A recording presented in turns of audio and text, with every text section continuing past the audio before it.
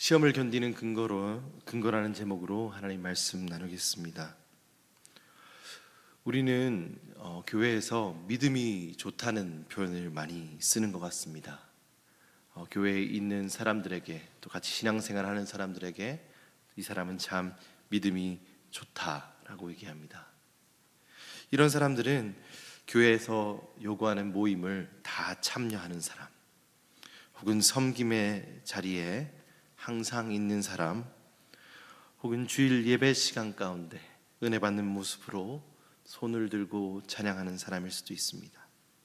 혹은 주시는 말씀에, 목사님의 말씀에 아멘 아멘 하고 큰 소리로 화답하는 사람을 보고 우리는 이 사람 참 믿음이 좋다라는 말을 많이 하기도 합니다. 그런데 설교를 준비하신 중에 이 믿음이 좋다는 말에 대해 다시 한번 생각해 보았습니다. 제가 말씀드린 이러한 행동을 하는 사람은 진짜 모든 이런 행동을 하는 사람이 믿음이 좋은 사람일까요? 아닐 것 같습니다. 이 모든 사람이 이러한 행동을 한다고 하여서 믿음이 좋은 사람은 아닌 것 같습니다. 물론 믿음이 진짜 좋은 사람은 이러한 행동들이 그의 삶 가운데 자연적으로 나타나기도 합니다. 그리고 삶 가운데 이러한 모습들이 보여주기도 합니다. 교회에서 열심히 봉사도 하고 믿음이 좋은 사람은 찬양 시간에 손을 들고 아멘 아멘 하기도 합니다. 하지만 이런 사람들 중에 교회에 어려움이 생기고 또 교회 공동체에 무슨 큰 문제가 생겼을 때, 혹은 그 사람의 삶 가운데, 개인의 삶 가운데 무슨 예상치 못한 어려움이 생겼을 때 우리는 종종 이런 속칭 믿음 좋은 사람들이 사라지는 모습을 종종 보기도 했습니다. 그러한 경우를 볼 때 우리는 이 신앙생활의 열심이, 그리고 겉으로 보이는 열정이 믿음 있음의 근본적인 증거가 아니라는 사실을 알 수 있는 것 같습니다.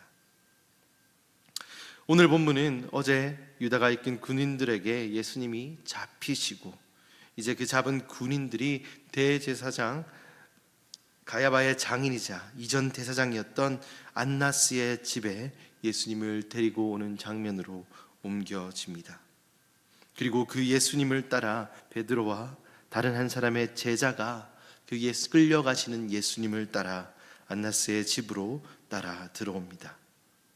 오늘 본문부터 이제 본격적으로 예수님의 고난과 핍박 받으심이 시작되는 것이죠. 오늘 본문 속에 또 등장하는, 어제 본문 가운데 등장했던 베드로가 또 등장함을 우리는 봅니다. 다른 제자의 도움으로 안나스의 집 안으로 들어와서 같이 불 쬐는 곳까지 들어오는 모습을 보여줍니다. 저는 이 장면을 바라보며 항상 예수님을 부인한 베드로가 인간적으로 어떻게 예수님한테 그럴 수 있는가라고 생각했습니다. 근데 오늘 본문을 조금 잘 생각해 보니까 그래도 인간적으로 베드로가 이까지 따라온 것 보면 얼마나 의리가 있는 사람일까라고도 생각이 되었습니다. 지금 군대에 끌려간 거잖아요. 서슬 시퍼런 군인들한테 베드로가 끌려간 것이잖아요. 그런데 자신의 스승 예수님을 위해서 지금 이까지 따라왔지 않습니까?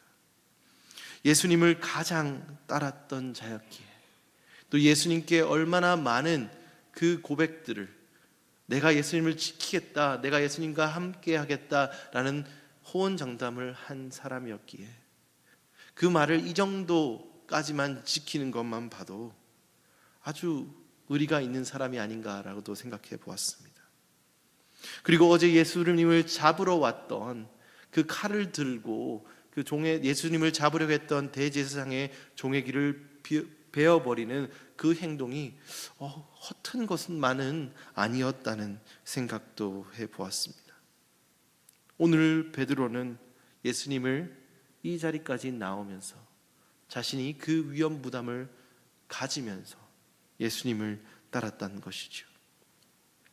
베드로의 이런 모습을 바라보고 있으면 우리가 속칭 말하는 교회에서, 우리가 생활하고 있는 교회에서 믿음 생활 잘 하고 있는, 믿음이 있는 사람의 모습을 보여주는 것 같지 않습니까? 교회를 위해 자신의 시간과 열정을 내고 희생하는 모습이, 그런 우리 교회 안의 모습이 보여지는 그 사람의 모습이 아니겠습니까?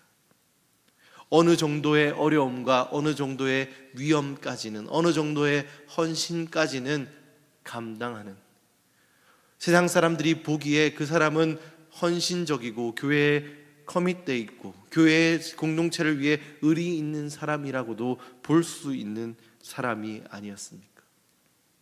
하지만 오늘 17절 말씀에서 그가 안나스의 집으로 들어가고 난 후에 들어가는 중 여종이 베드로에게 묻습니다. 당신 예수님의 제자가 아니냐? 라고 묻습니다. 그러자 그때 그는 예수님을 부인합니다.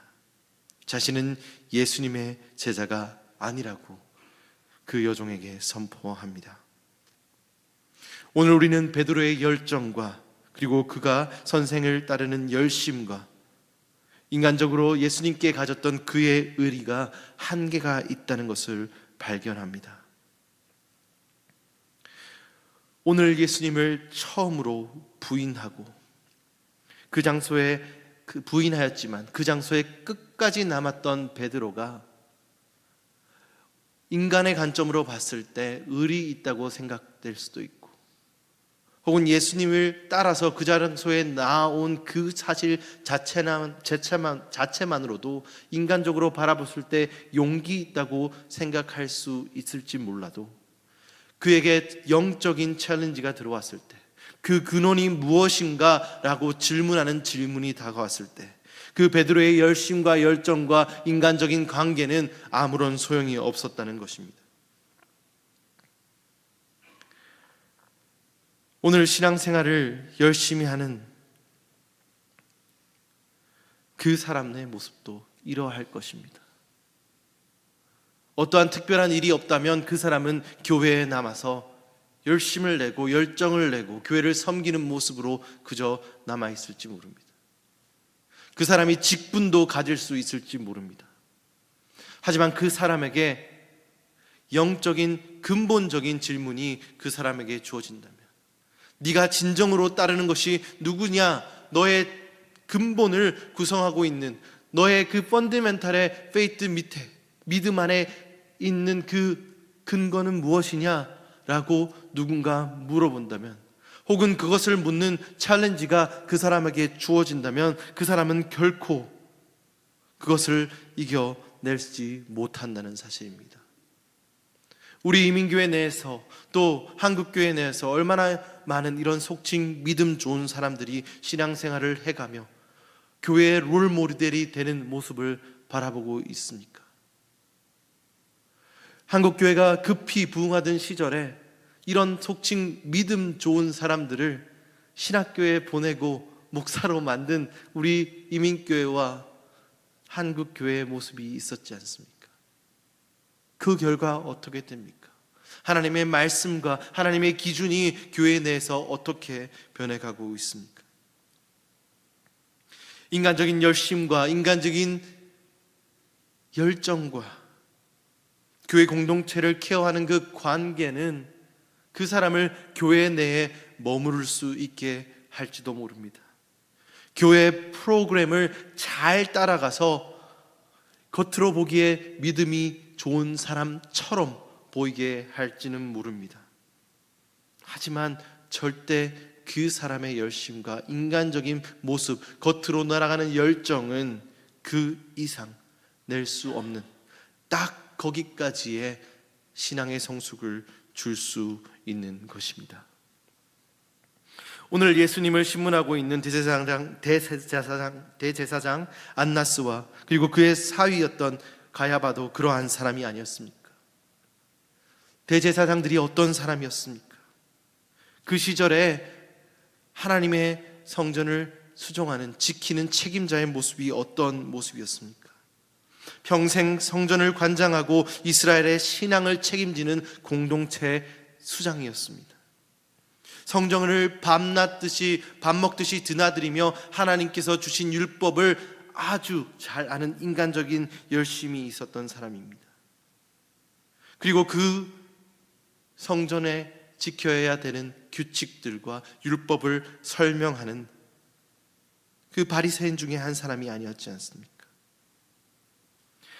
본질을 꿰뚫어 보시는 예수님께는 성전을 더럽히고 성물을 착복하는 나쁜 사람이었을지도 모르겠습니다. 그런데 저희 눈으로, 인간적인 기준으로 보면 그 사람은 꽤 성공한 목회자 아니었겠습니까?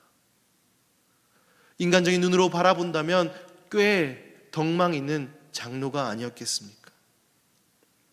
하지만 그들을 인간적으로 바라볼 때, 인간적인 눈으로 바라볼 때 꽤 훌륭하게 보였던 그들의 종교적인 행위도, 종교적인 위치도, 그들이 메시아를 발견하였을 때, 그들 앞에 이 메시아를 따를 것인지 아닌 것인지 라는 질문이 지어졌을 때, 그들은 로마의 위협과 자신의 위치에 대한 욕심을 따르는 결정을 했던 것입니다.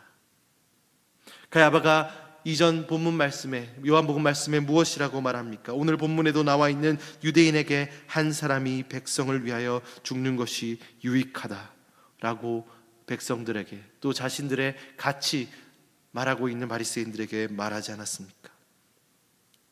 그들의 위치와 그 로마의 위협이 그들이 그렇게도 잘 알고 있는 메시아에 대한 예언이, 그들이 그렇게 기다리고 있는 메시아에 대한 말씀이 실현된 그 순간에 그들을 메시아로부터 외면하게 만들었다는 것이죠.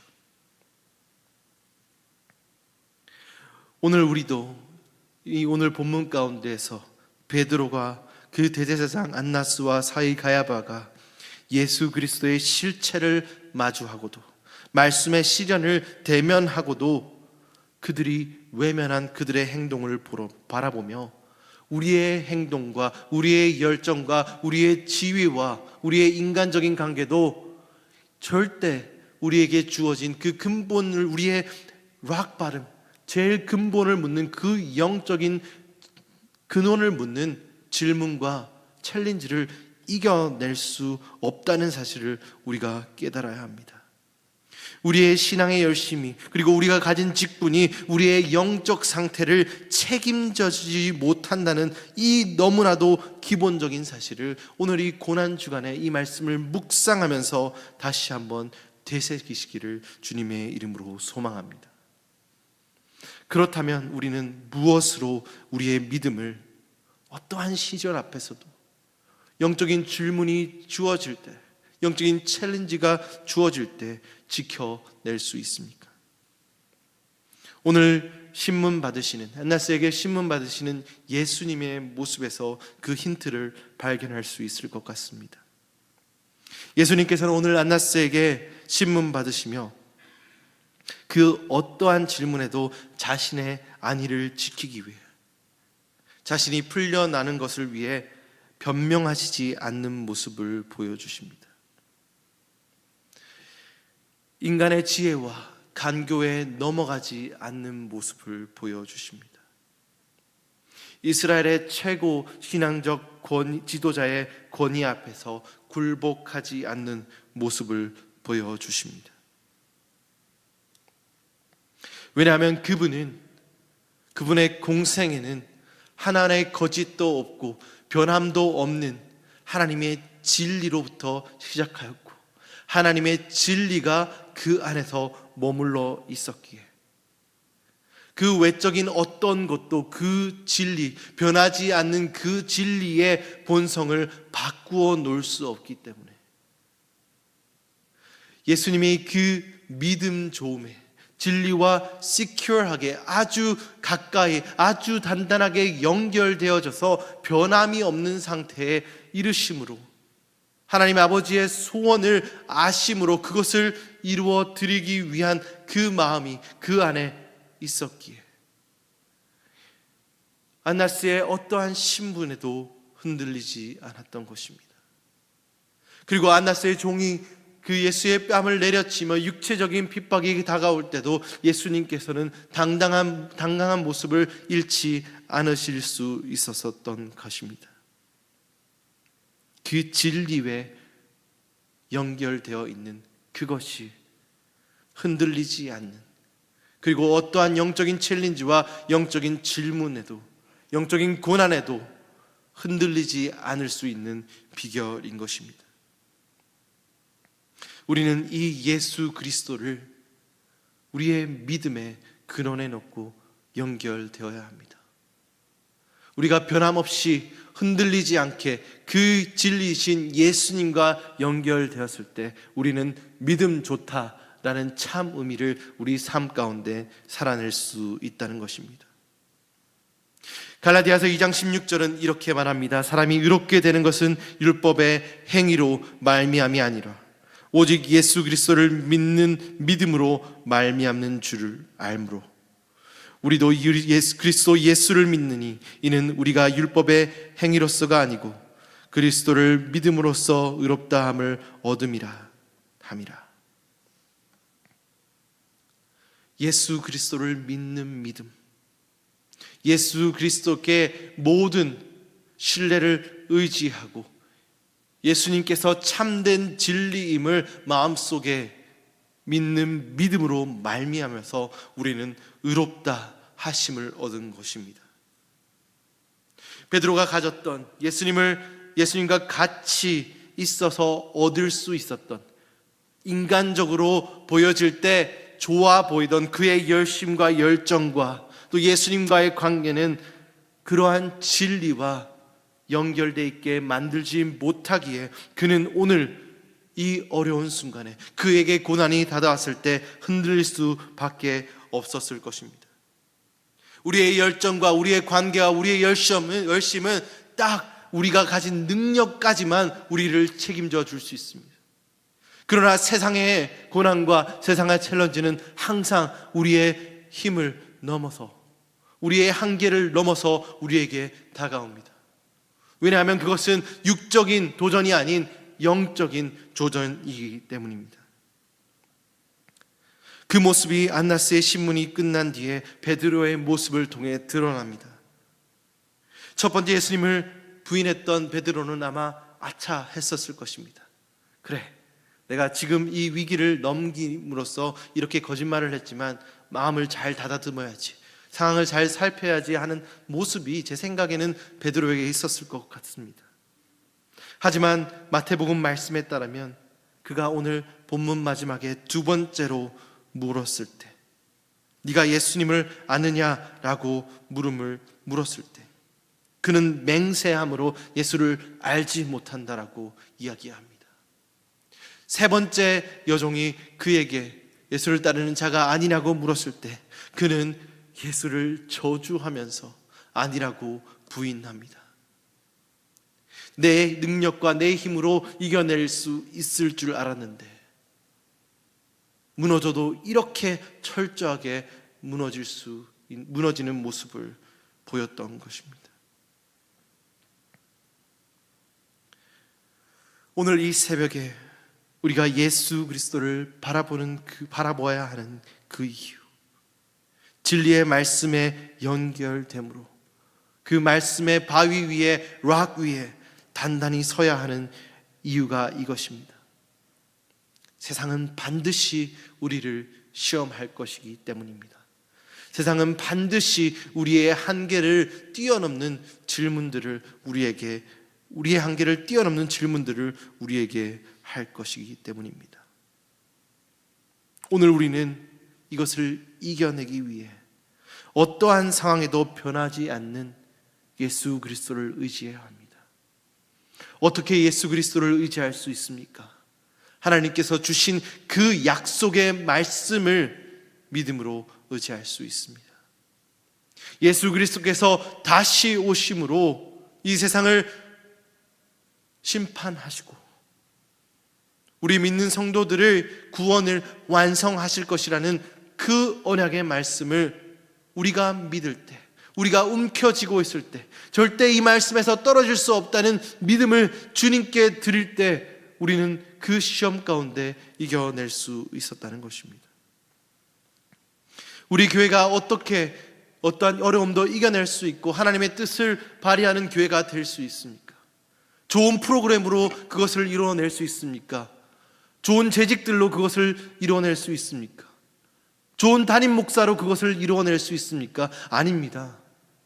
우리 교회가, 우리 공동체가 예수 그리스도의 그 진리의 말씀에, 예수 그리스도의 약속에 단단히 붙어서 연결되어 있으므로 예수 그리스도께서 흔들리시지 않기에, 예수 그리스도의 언약의 말씀이 흔들리지 않기에 우리도 흔들리지 않을 수 있는 것입니다. 오늘 철저하게 무너졌던 베드로는 이후의 말씀에서 회복합니다. 다시 한번 일어섭니다. 그리고 그는 죽을 때까지 단 한 번도 다시는 예수님에 향한 믿음을, 그리고 그 믿은 조음을, 예수님과 연결됨을 잃어버리지 않습니다. 어떻게 그것을 할 수 있었을까요? 예수님께서 베드로를 찾아주시고, 그리고 그 모닥불 옆에서 숯불을 쬐면서 예수님과 식사하는, 그 예수님과 대면하는 인카운터가 그에게 회복되었을 때 그는 그 시점부터 단 한 번도 흔들리지 않을 수 있었다는 것입니다. 사랑하는 성도 여러분, 오늘 이 고난 주간 가운데 주님을 단단히 움켜쥐기를 결심하기 원합니다. 물론 우리가 우리의 능력으로 우리가 열심을 내는 것처럼 그 단단히 붙잡음을 할 수 없음도 깨달아야 합니다.